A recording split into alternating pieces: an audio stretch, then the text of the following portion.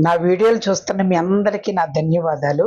అయితే చూసిన వాళ్ళందరూ సబ్స్క్రైబ్ చేస్తే గనక నా ఛానల్ చాలా హైప్ అవుద్ది కాబట్టి చూసిన వాళ్ళందరూ సబ్స్క్రైబ్ చేయమని మిమ్మల్ని అందరినీ రిక్వెస్ట్ చేస్తున్నాను. Thank you.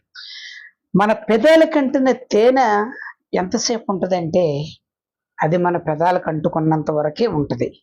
తర్వాత ఇంకా ఉంటుందేమోనని బాగా చప్పరిస్తే ఎలాగుంటుందండి? పెదాలు పగిలిపోయి అందులో నుంచి రక్తం బయటకు వస్తుంది. అలాగే అక్రమ సంబంధాలు కూడా ఫస్ట్‌లో బ్రహ్మాండంగా ఉంటాయి. చాలా అందంగా ఉంటాయి. కొంతకాలం అయిన తర్వాత బంగాళాఖాతంలో వాయుగుండం పడినప్పుడు ఎటువంటి అలజడి సృష్టిస్తుందో అటువంటి అలజడులు మన జీవితాల్లో సృష్టించి నిరంతరం ఆ తుఫాన్‌లోనే చిక్కుకుపోయి బయటికి రాలేక సతమతమైపోయే వాళ్ళ కోసం అసలు కారణాలేంటి? అందులో నుంచి ఎలా బయటికి రావాలనే విషయం మీద మంచి వీడియో చేశాను. ఆల్రెడీ అందులో ఉన్నవాళ్ళైతే బయటికి రావచ్చు. వెళ్ళేవాళ్ళు మాత్రం అందులోకి తప్పనిసరిగా వెళ్ళరు కాబట్టి డిస్క్రిప్షన్‌లో ఉన్న నా వీడియో చూడండి. మరొక్కసారి సబ్స్క్రైబ్ చేయమని రిక్వెస్ట్ చేస్తున్నాను. Thank you.